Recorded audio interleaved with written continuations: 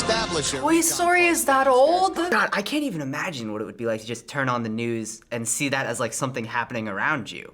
Like that's just history to me. But that's, for them, it's breaking news. Hey guys, it's Jack and Michaela. We've partnered with Adobe to show you how we edit our videos like the one you're about to watch. Stay tuned to the end of the video for more information, but if you want to check it out now, links are in the description. Now, back to the video. How well acquainted are you with pop culture? I've heard of it. What's that? I mean, all I do is watch TV, so I think enough. Probably too much. Today we're going to be showing you 10 of the pop culture events that happened from the last 50 years that are all celebrating some sort of anniversary in 2020. Okay, that's fun. We're going to start with a news article today that released 50 years ago on December 31st, 1970. Paul quits the Beatles. Wow. That was very devastating. Paul left the Beatles. So that was the end of the first real rock and roll band. Holy, that was that long ago? I mean, like, I'm saying that was that long ago, like I was alive, but like that's so wild. On April 10th, 1970, news broke out around the globe that Paul McCartney was leaving the Beatles to pursue a solo career. Although fans were hoping that McCartney and his bandmates would get back together, on December 31st of that same year, McCartney filed a lawsuit for the band's formal dissolution. That is pretty crazy. It was just such a shock to see like a band that was so iconic to just like dissipate. Yeah, he was a great songwriter, he still is. I mean, he's still keeping it going. But John Lennon was awesome too. And I know they had a competition. They had a little friendly competition with writing songs, and they wrote some great songs, man, that still stand the test of time. Those guys, like, they were young at the time and they had young families and they just artistically started going into different directions. But it was devastating for their fans. Live from New York, it's Saturday night! Chevy Chase, baby. Chevy Chase was the man. Oh my God, Samurai Warrior. Come on, you guys. This show's been up forever. Actually, I'll be staying through Look till at his stupid face. That's what happens when you don't tip. This is insane. It's so weird to see how like different it looks back then. Look how young Chevy Chase is. He's a tiny little baby.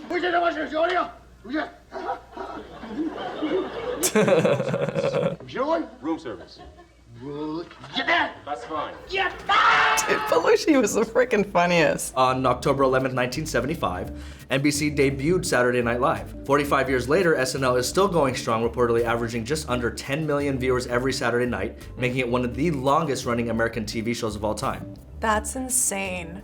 I mean, like, I genuinely thought it started in like the 80s or the 90s. Saturday Night Live is one of the best ways to just trace history through comedy, because it's very much so based on like what's happening in the world around us. It's crazy how like a show can have so much influence and how really like there's so much political meaning underneath, so much, you know, social commentary underneath, but on the surface it's supposed to be something that's entertaining and funny. This evening, John Lennon arrived.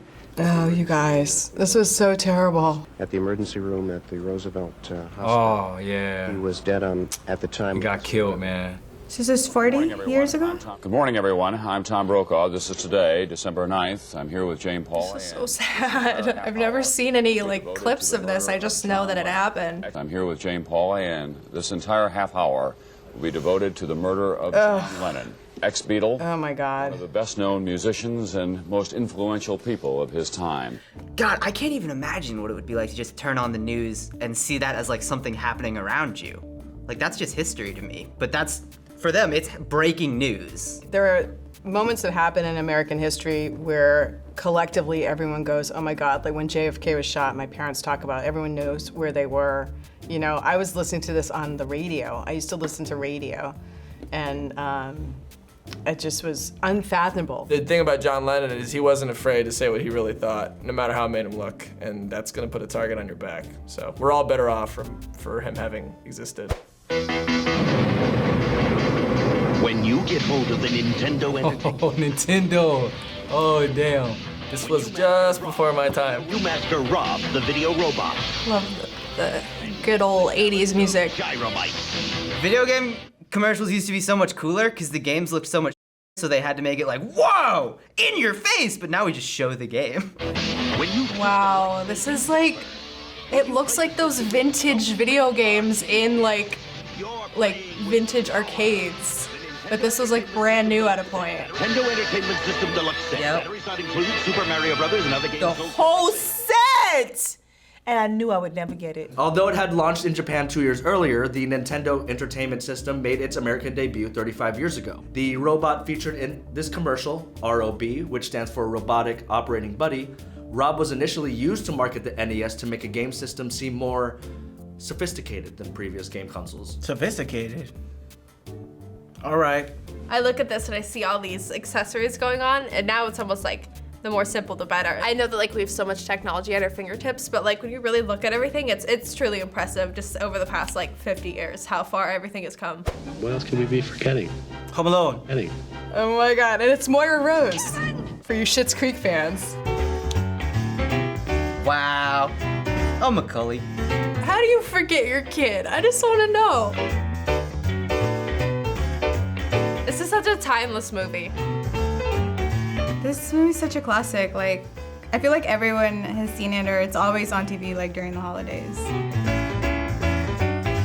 Oh, it hurts watching this trailer. I mean, it was just crazy dumb slapstick, but you know, you want to capture the American imagination, you got to do something really stupid. So that was Home Alone, and it will be celebrating its 30th anniversary in 2020. As of filming this episode, the Home Alone franchise is reportedly expecting a reboot of this movie. How many times can they forget their kid? I feel like after the first one, you get a leash. I don't necessarily love when people touch classics like that, but we'll see. I'm open to it. What Disney? Okay, Pixar. Yes. Toy Story is that old? This is one of the best movies, literally of all times. It's a big one. Walt Disney Pictures presents I'ma cry. Star Commander. I might do it. The story of two toys. So classic. I can even see the difference in animation between now and the new ones. I can't even picture a world where you just casually like want to go see Toy Story in theaters. Like it's the biggest thing on the planet. To infinity and beyond. I low-key, like let's just stop, like let's just watch the movie for a minute. Toy Story was big. That started like, you know, a big situation when it came to kids films like that and bringing characters to life and the animation comes to life. It's like, that stuff started a whole trend that'll always be around forever. Toy Story was released in November of 1995, and the rest is history. It was Pixar's first feature attempt, as well as one of the first all 3D animated movies. Wow, that's so crazy. The whole thing from like, you know, when cartoons, Disney cartoons were like, people were animating them pretty much, I think, to like the whole computer generated thing. It was like pretty crazy when you think about it like that in the last quarter century. And the Toy Story franchise is like, amazing. It's legend, it's iconic. Did it again. Wow. Damn, Britney Spears. Oh my God. Oh my God, I love Britney. We was like, who is this girl? She's great. And I'm gonna be scared at how old this frickin' video is, let me say that much. So 20 years ago, in the summer of 2000, Britney Spears released her second studio album titled Oops, I Did It Again. This album and single would go on to sell over 3 million copies in its first week and debuted at #1 on the Billboard 200. That's it.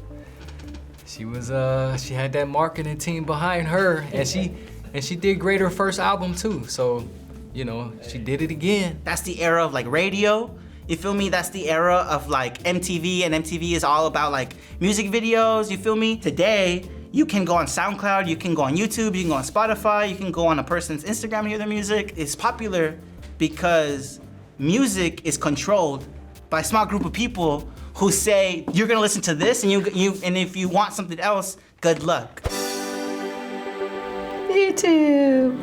Whoa. 2005. Search the videos. It looks like Google. That's so weird that it used to look like that. I remember we used to have to use proxies in high school to be able to get into like YouTube or like MySpace back then. It took me a minute to really, like, my brain to comprehend like what this actually is. And it's been a short period of time from the time of that, of just it skyrocketing. So 15 years ago, above a pizzeria and Japanese restaurant in San Mateo, California, 3 PayPal employees, Chad Hurley, Steve Chen, and Javed Karim, would go on to start one of the biggest video sharing websites the internet has seen to date.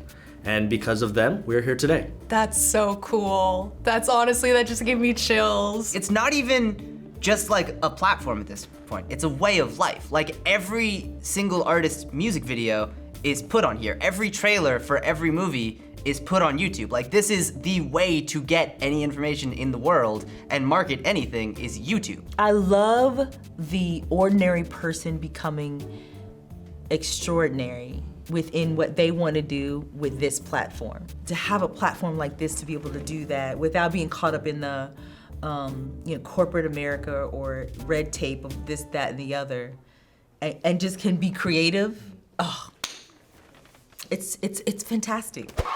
I never Lady Gaga! Share to hold my meat purse. Thank you so much. The meat dress. I'm so nervous for tonight. Good Lady Gaga outfit. And a star was born. Thank you so much. Thank you to my family and See, this to me, I feel like this outfit, I saw it like maybe 5 years ago. I'd announce the name of my new record. I love her. She's so cute. It's called Born This Way. Wow. That's so crazy. That was such a big deal. So that clip was of Lady Gaga accepting her award for the 2010 Video of the Year award at the VMAs for Bad Romance. As you may have gathered, it wasn't her 14 nominations or 8 wins that caught everyone's attention, it was her meat dress. Oh my God, it's like aged beef now. Everyone's like criticized her for and now it's like everyone would have like glorified her, like, oh yeah, stunning meat dress or whatever, but back then I guess people were just like, no. Lady Gaga wasn't really like respected as an artist until then, because I remember seeing this and everyone being like, oh, she's like in a meat dress, that's so weird, I don't like it. Like she's just a weird person. And then like just slowly watching her be like respected as like a real artist, and then seeing like A Star Is Born, like I love just being able to see like the whole timeline of it. Left shark? Oh, I remember this. At the Super Bowl, they seen them sharks dancing. Wait, was this, this feels so much longer ago. Like this feels like 10 years ago at least. This is how you're ending it? You started with the Beatles? Oh man, he's getting it. He's getting it. That's all I can say is he's an icon. This isn't even the best shark-based pop culture icon. Where is Baby Shark? So back in 2015, now 5 years ago, the Super Bowl launched an unwitting star. During the song Teenage Dream by Katy Perry, she was flanked by 2 dancers dressed in shark costumes, and the left shark drew attention due to his off-script choreography. The moment quickly caught fire on social media, and the left shark became an internet sensation. Nope, don't remember that at all. It's a big moment, the Super Bowl, everybody's watching. It's one of the most watched events in history. It's just so crazy. It's like you see how times have changed. And the first thing was like a newspaper clipping from back when newspapers were a thing, from when the Beatles broke up. And the last one is internet culture and sharks going viral, like with a meat dress somewhere in the middle. I don't know how we got to the point that we are now with like technology, and then also like why does time fly so fast? I don't get it. Hey guys, Jack and Michaela. As we mentioned before, we partnered with Adobe to show you how we edit our videos. Now, we make a ton of videos, so staying organized is super important, which is why we're so excited to tell you about Productions. It's this great tool in Adobe Premiere Pro that helps us stay organized so we can continue to make the content that you guys know and love. This new tool helps you be more collaborative with your team. So if you're making videos with your coworkers or your friends and you want to learn how to be more efficient, check out the links in the description for some tutorials. Thanks for watching. Thanks for watching this commemorative episode of The Tens. If you like this video, make sure you hit that like button. Thanks for watching, guys. Bye. Hey everyone, Lauren Producer here at FVE. Thank you guys so much for watching this episode. If you guys want to help support the channel, go over to React and hit the join button to become part of our super fam. You get exclusive perks and so much more, and it helps sustain the channel. Bye everyone.